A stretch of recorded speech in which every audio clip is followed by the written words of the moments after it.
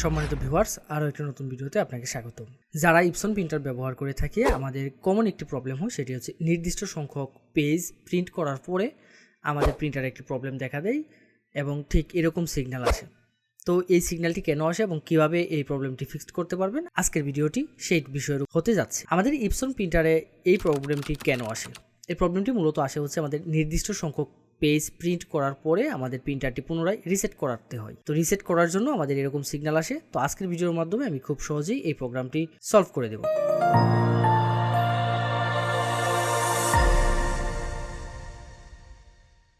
তো যে কাজটি করতে হবে, আমাদের প্রথমেই আমরা চলে যাব মোবাইল অথবা কম্পিউটারে, যে কোনো একটি ব্রাউজারে। তো আমি কম্পিউটারে গুগল ক্রোম ব্রাউজারটি ওপেন করে নিলাম এবং ব্রাউজারে সার্চ বারে চলে যাব। সার্চ বারে গিয়ে জাস্ট সার্চ করবো হচ্ছে softwareshopbd.com। অবশ্য আমি ওয়েবসাইটের ঠিকানাটি ভিডিও ডেসক্রিপশনে দিয়ে দেব। এখানে যাওয়ার পরে হোমে চলে যাব এবং হোম থেকে গিয়ে জাস্ট আমার প্রিন্টারের মডেলটি লিখে সার্চ করব। তো আমি আমার প্রিন্টারের মডেলটি লিখে এখানে সার্চ করব। সার্চ করার পরে এই মডেলের রিসেটার বা অ্যাডজাস্টমেন্ট প্রোগ্রাম আমার সামনে চলে আসবে। দেন এখানে ক্লিক করব, ক্লিক করে লিঙ্কের ভিতরে ঢুকবো। ঢোকার পরে এখানে বিস্তারিত ইনফরমেশনের একটি অপশন পেয়ে যাব। এখানে সব কিছু একটু পড়ে নেব, কীভাবে সেট আপ করবো স্টেপ বাই স্টেপ গাইডলাইন এখানে পেয়ে যাব। দেন একটু নিচ দিকে চলে যাব, নিচে এখানে ডাউনলোডের অপশন পেয়ে যাব। এখানে জাস্ট ক্লিক করব, ক্লিক করে এই ফাইলটি এখান থেকে ডাউনলোড করে নেব। এই অ্যাডজাস্টমেন্ট প্রোগ্রাম বা রিসেটার দিয়ে আমি ইপসনের L130, L220, L310, L360 এবং L365 সবগুলো মডেলের প্রিন্টার রিসেট করে নিতে পারি। ডাউনলোড হয়ে গেলে এই ফাইলটাকে আমি উইন্ডার বা 7zip দিয়ে এক্সট্রাক্ট করব। তো আমি নর্মালি উইন্ডার দিয়ে ফাইলগুলো এক্সট্রাক্ট করি। এখানে ডাউনলোড ফোল্ডারে চলে যাব। ডাউনলোড ফোল্ডার থেকে গিয়ে ফাইলটি আমি উইন্ডারে ওপেন করি। ওপেন করার পরে ঠিক এরকম অপশন আসবে আমার সামনে। এখান থেকে আমি যে কাজটি করব, সবার উপরে একটি অপশন পেয়ে যাব, এখানে ক্লিক করব এবং নিচেরটা হচ্ছে আমার পাসওয়ার্ড। তো উপরে ফাইলটা ওপেন করব। ওপেন করার পরে এখানে সবার উপরে একটি অপশন পেয়ে যাব, ADG-PROG অর্থাৎ অ্যাডজাস্টমেন্ট প্রোগ্রাম। এখানে জাস্ট ক্লিক করব। এখানে ক্লিক করার পরে পাসওয়ার্ড দিতে হবে। পাসওয়ার্ড সংক্রান্ত সকল নির্দেশনা এখানে একটি PDF পেয়ে যাবেন, PDF-এর মধ্যে থাকবে। তো আমি জাস্ট এখানে পাসওয়ার্ডটা টাইপ করব, টাইপ করে দেন ওকেতে ক্লিক করব। ওকেতে ক্লিক করার পরে আমার সামনে ঠিক এরকম একটি ইন্টারফেস আসবে এবং এখান থেকে আমার মূল কাজটি করতে হবে।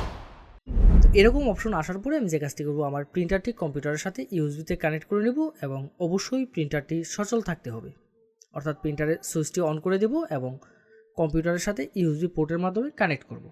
কানেকশন হয়ে গেলে এখানে সবার উপরে একটি অপশন পেয়ে যাব, সিলেক্ট। এই সিলেক্টে ক্লিক করব। সিলেক্টে ক্লিক করার পরে আরও একটি নতুন ইন্টারফেসে নিয়ে যাবে এবং এখান থেকে যে কাজটি করতে হবে, আমার প্রিন্টারের মডেলটি সিলেক্ট করে দিতে হবে। সবার উপরে অপশন পেয়ে যাব মডেল নেম, এখানে এরোকি থাকবে। এরোকিতে ক্লিক করে আমার মডেলটি এখান থেকে সিলেক্ট করে দেব। দেন বাকি সব কিছু অটো থাকবে, অর্থাৎ পোর্ট অটোমেটিকলি থাকবে। যদি অটোমেটিকলি পোর্ট না আসে তাহলে এখান থেকে ম্যানুয়ালি চাইলে পোর্টটা সিলেক্ট করে দিতে পারেন। তো নর্মালি সবসময় অটোমেটিকলি চলে আসে। দেন এখান থেকে ওকেতে ক্লিক করব।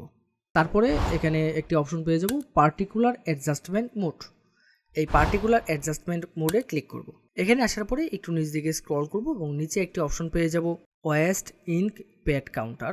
এখানে ক্লিক করব। এটা সিলেক্ট থাকবে। সিলেক্ট থাকা অবস্থায় এখান থেকে ওকেতে ক্লিক করব। ওকেতে ক্লিক করলে ঠিক এরকম একটি অপশন আসবে। এখান থেকে যে কাজটি করব, আমরা মেইন প্যাড কাউন্টার এখানে টিক মার্ক দেব, দিয়ে দেন এখান থেকে চেকে ক্লিক করব। চেক হয়ে গেলে দেন এখান থেকে ইন্টিলাইজে ক্লিক করব। ক্লিক করলে অটোমেটিকলি আমার প্রিন্টারটি রিসেট হয়ে যাবে। দেন এখান থেকে ফিনিশে ক্লিক করব। ক্লিক করে জাস্ট এখান থেকে বেরিয়ে আসব। এখন যদি আমি আমার প্রিন্টারটি নতুন করে প্রিন্ট দিতে চাই, তাহলে দেখবেন আগের মতনই প্রিন্ট হচ্ছে। এই ছিল আজকের মতো। এরকম গুরুত্বপূর্ণ ভিডিও পেতে অবশ্যই আমাদের চ্যানেলটি সাবস্ক্রাইব করে রাখবেন। আর আপনার কম্পিউটারে প্রয়োজনীয় যে কোনো সফটওয়্যার বা ড্রাইভারের জন্য অবশ্যই আমাদের ওয়েবসাইটটি ভিজিট করতে ভুলবেন না। ধন্যবাদ সাথে থাকার জন্য। দেখা হবে নতুন কোনো ভিডিওতে।